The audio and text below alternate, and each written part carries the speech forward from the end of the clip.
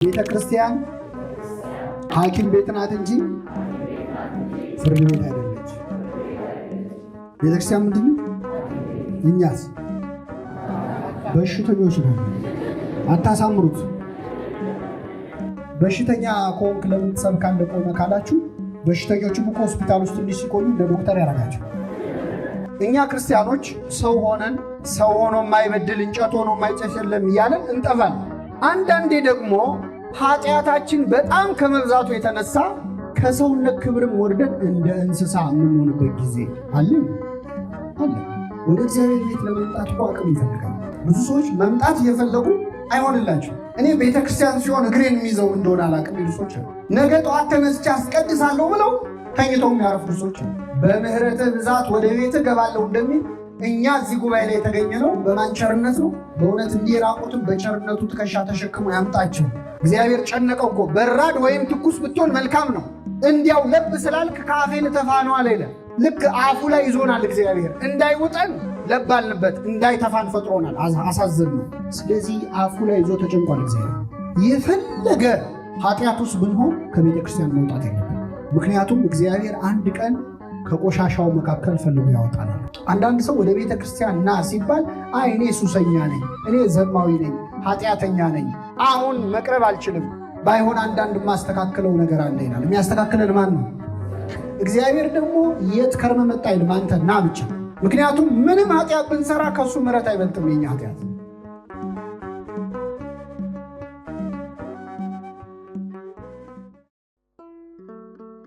አንድ እጅግ በጣም ባለጸጋ ሰው ነበር አለ።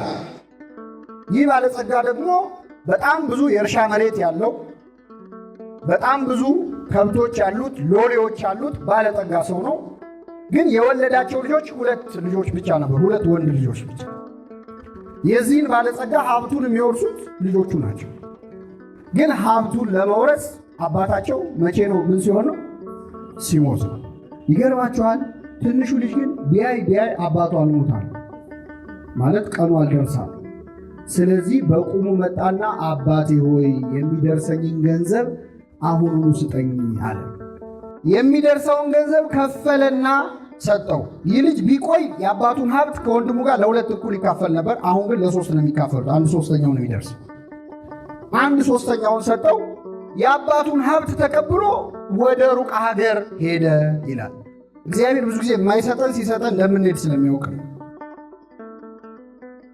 እና ብን ብሎ ጠፋ። እንደው አባቴ እንደው እዚሁ እስኪያረጅ እስኪሞት እንኳን አጠገቡ ልሁን እዚሁ ከተማ ልኑር አላለም። ገንዘቡን ይዞ ወደ ሩቅ ሀገር ሄደ። በሄደበት ሀገር ካገኘው ጋር በልቶ ካገኘው ጋር ጠጥቶ ገንዘቡን በአጭር ጊዜ በትኖ ጨረሰ። ገንዘብ ለማግኘት ነው እንጂ ለማጥፋት ይከብዳል። በተለይ ያለፉበት ገንዘብ ከሆነ በጣም ቀላል። ስለዚህ ገንዘቡን ጨረሰ። ይህ ልጅ ገንዘቡ አለቀ። ገንዘቡ ሲያልቅ ደግሞ ጓደኞቹ አለቁ። ይሄ ሆይ ሆይ የሚሉት እንብላ እንጠጣ የሚሉት ወዳጆቹ ተለዩት፣ ባዶ እጁን ቀረ። ስለዚህ ሰው ቤት ለመኖር ተገደደ። ቤት አልሰራም፣ ንብረት አላፈራም። ስለዚህ ወደ አንድ ሰው ቤት ገብቶ እባክህ አስጠጋኝ አለው። እሺ አሳድርሃለሁ፣ ግን ቀን ስራ ሰጥሃለሁ አለው። ስራው ጥሩ ስራ እንዳይመስላችሁ፣ አሳማዎች አሉ፣ እነሱን ጠብቃለሁ። ይህ ልጅ ተንደላቆ ያደገ ልጅ፣ ምንም ስራ ሰርቶ ማያቅ ልጅ ከዛ የድሎት ሕይወት ወጥቶ የምን ጠባቂ ሆነ? የአሳማ። ሐሳማ በግዕዝ ፍጹም አስቀያሚ ማለት የመጨረሻ ቆሻሻው እንስሳ እና ይህ ልጅ አሳማ እየጠበቀ በዛ በሚሸት በረት ውስጥ መዋል ጀመረ። ግን እዛ በረት ውስጥ ሆኖ ከሽታው በላይ በጣም የሚያስቸግረው ረሃብ ነበረ። በጣም ይቸግረው ነበር፣ ይርበው ነበር። አሳማዎቹ ከሚበሉት ምግብ ሊበላ ይመኝ ነበር ይላል። ምን ነው እነሱም ባረገኝ እስከ ማለት ደረሰ። ይህን ጊዜ ወደ ልቡ ተመለሰ ይላል። እግዚአብሔር ሁላችንን ወደ ልባችን ይመልሳል። ምን አለ? በአባቴ ቤት እንጀራ የሚተርፋቸው አገልጋዮች ስንት ናቸዋል? እኔ እዚህ በረት ውስጥ ቁጭ ብዬ በሽታ ውስጥ ሆኜ ረሃብ ሊደፋኝ ነው፣ ሊገለኝ። በአባቴ ቤት ግን ጠግበው በዚህ ሰዓት ምግብ የሚደፉ ጠግበው ለውሻ የሚሰጡ በጣም ብዙ አገልጋዮች አሉ። ስለዚህ አሁኑኑ ተነስቼ ወደ አባቴ ሄዳለሁ። አባቴን እንዲህ እለዋለሁ፣ አባቴ ሆይ በሰማይና በፊትህ በደሉ። በሰማይ በእግዚአብሔር ፊት አባትህን እናትህን አክብር ባለ በእግዚአብሔር ፊት፣ በምድር ደግሞ በአንተ ፊት በደሉ። ከእንግዲህ ወዲህ ልጅ ልባል አይገባኝም፣ ቤትህ ውስጥ ካሉት አገልጋዮች አንዱ አድርገኝ እለዋለሁ አለ። ተነስቶ ወደ አባቱ መጣ። አባቱም ይገርማቸዋል፣ ገና ከሩቅ ሳለ አየውና አዘነለት። አዘነበት አይደለም፣ ምን አለለት?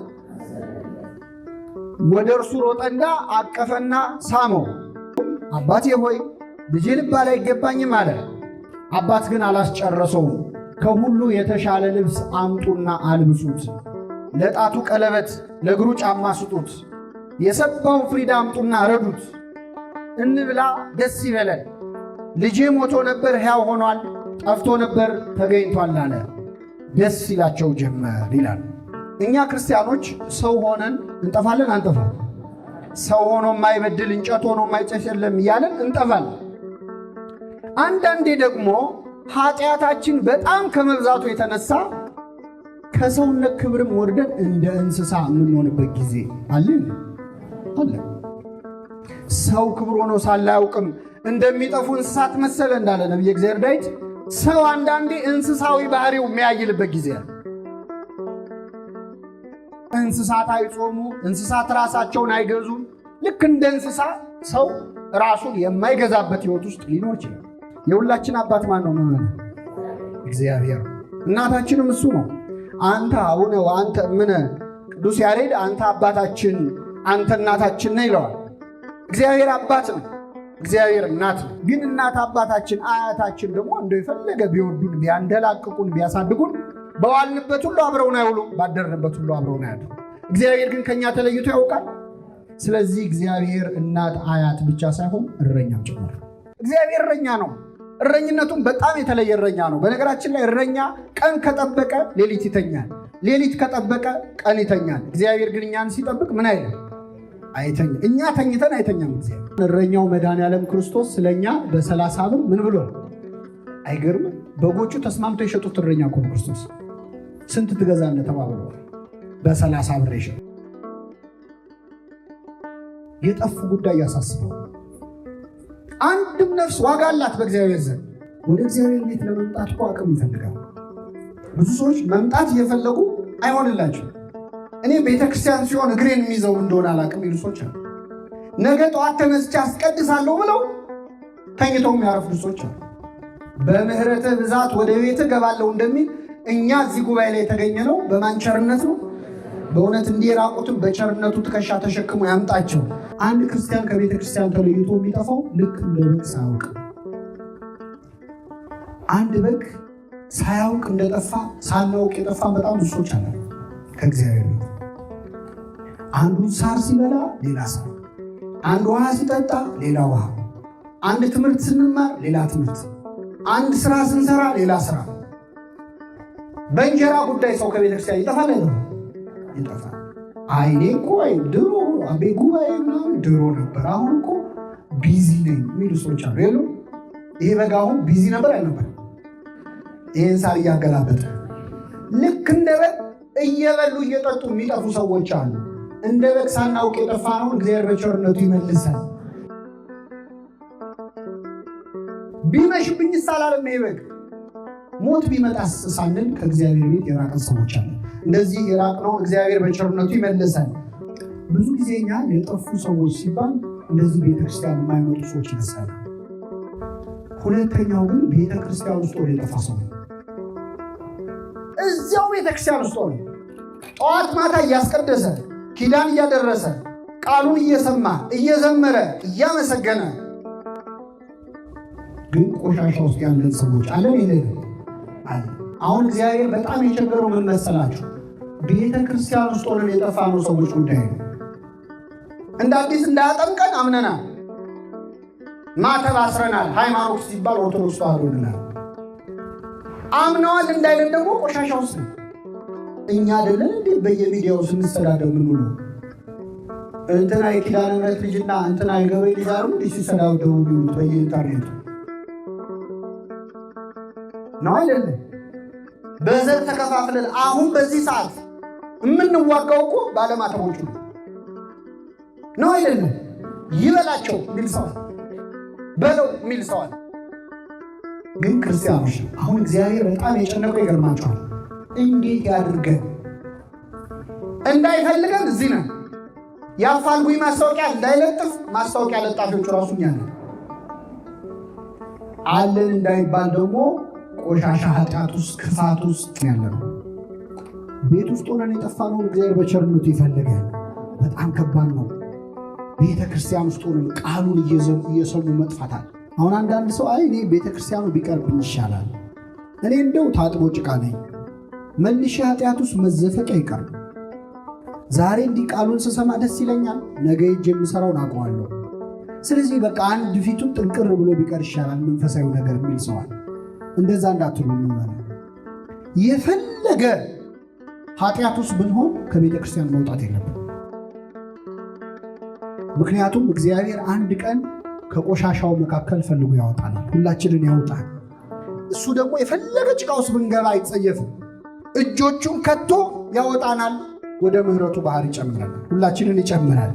እስቲ በሉ ከኔ ጋር ቤተ ክርስቲያን አይ በሉ እንጂ ሐኪም ቤት ናት እንጂ ፍርድ ቤት አይደለች። ቤተ ክርስቲያን ምንድን ነው? እኛስ በሽተኞች ነን። አታሳምሩት። ንስሐ እየገባን ከሆነ ታካሚዎች ነን። እየቆረብን ከሆነ መድኃኒት እየወሰድን ነው። አለዚያ ግን ምንድን አይሰማም። በሽተኞች ነን። ደግሞ በሽተኛ አለ እንዳትሉ፣ እኔም በሽተኛ ነኝ። አይዟችሁ፣ እኔም በሽተኛ ከሆንክ ለምን ትሰብካለህ ቆመ ካላችሁ፣ በሽተኞቹም እኮ ሆስፒታል ውስጥ እንዲህ ሲቆዩ እንደ ዶክተር ያደርጋቸው ነው አይደለም? የእነሱን ኪኒን ያዛሉ ለሌላ ሰው እና እኛ ቀድመን የገባን በሽተኞች ነው። እግዚአብሔር በቸርነቱ ይማረን። በኖህ መርከብ ውስጥ ብዙ አይነት እንስሳ እንደነበረ በቤተ ክርስቲያን ውስጥ ብዙ አይነት ሰው። ልዩነቱ ወደ ኖህ መርከብ ጅብ ገብቶ ሲወጣም ጅብ ነው። ወደ ቤተ ክርስቲያን ግን ጅብ ሆነው ገብተው በግ ሆነው የወጡ ሰዎች አሉ። ሲገባም ሲወጣም ጅብ ከሆነ ግን አልተለወጠም ማለት ነው።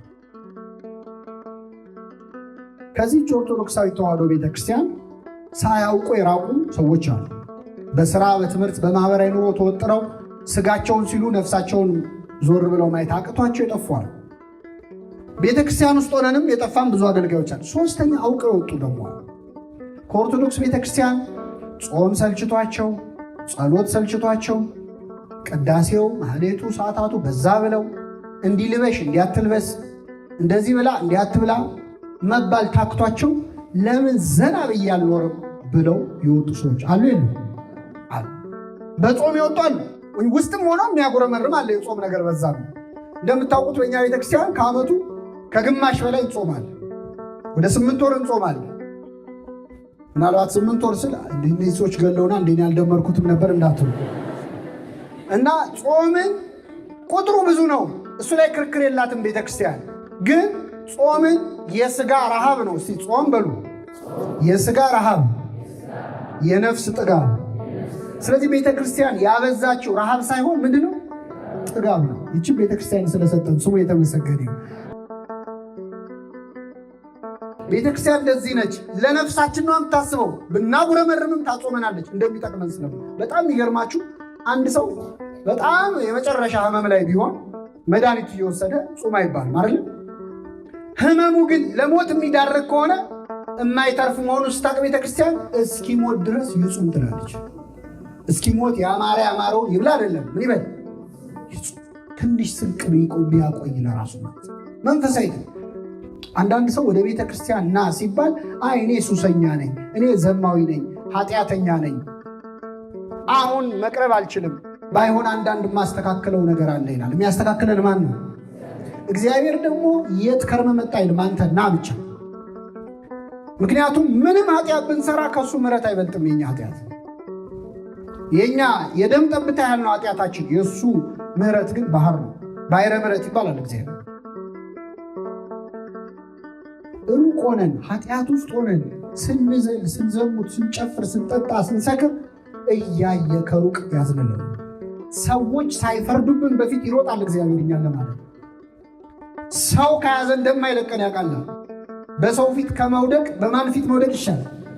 ሰው እኮ አያዘ አያገኝህ አይምርህም። እግዚአብሔር እኛን ይቅር ለማለት የሩጫ ያህል ይቸኩላል። እኛ ግን ይቅር በለን ለማለት እንጎተታለን። እሱ ይቅር ማለት ሳይሰለቸው እኮ እኛ ይቅር በለን ማለት ይሰለቸን። ልጃችን አሁን ሀብታችንን ውድም አድርጎ በአጭር ጊዜ ስንት ዓመት የለፋንበትን በዓመት አጥፍቶ ባዶ እጁን ቁሽሽ ብሎ ቢመጣ ሮጠን አቅፈን እንስሟለን? መልሱልኝ። እንስሟለን። ለነገሩ ደስ ይላል ባህላችን። መቼስ ጣት ቆሰለ ተብሎ ምን አይልም። አንዴ ወልጅ ያለው ፈጣሪ በኃጢአቴን ያመጣው በልግም አይባል። ገብቶ ግን አለቀው። እንጀራ በበላ ቁጥር እኔ ከፈጣሪ ያገኘዋለሁ ብዬ ነው እንጂ ይቅር እንላለን አንረሳም። ነጮቹ ፎርጊቭ እና ፎርጌት ነው። ይቅር እንላለን። ይቅር ካለ የሚረሳ ብቻ ነው። ሲቆይ የረሳውን መሰለ እንዴ? የወጋ ቢረሳ ይኸው ታውቁታላችሁ።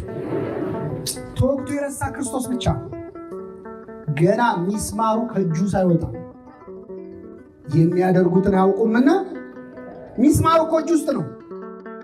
ልቡ ድረስ እያመመው ነው ሾሁ። ይቅር በላቸዋል። ቤተክርስቲያን ስንል ወደኋላ የቀረ ነው የሚሉ ሰዎች አሉ።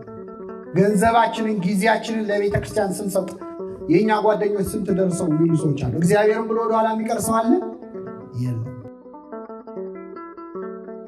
ራቅ ማለት ይኸውላችሁ ለእሳት ለመሞቅም ባይሆን ለስራ፣ ለትምህርት፣ ለማህበራዊ ኑሮ አሁን ደግሞ በኢንተርኔት ዘመን አብሮ መዋልም አያስፈልግም። በስልክ ይመጡልሃል። አንቺ ኦርቶዶክስ አይደለሽ፣ አንተ ኦርቶዶክስ አይደለም፣ እንዲህ ለምን ትላለህ? የራሳቸው ትተው የእኛን ብቻ የሚጎለጉሉ። ራቅ ማለት መዘዛ። ቀረብ ብሎ ቤተክርስቲያን ማወቅ ይሻላል አይሻልም? እንግዲህ የተማርነው ለጠቅላላ እውቀት አይደለም። ንስሐ እንገባ። የሰማነው ለንስሐ ያድርግልን። እኔም ደግሞ ለእናንተ ከሰበኩ በኋላ የተጣልኩ እንዳልሆን ስለሚጸልዩ የሰማነው በልቡናችን ጽላት ይጻፉት።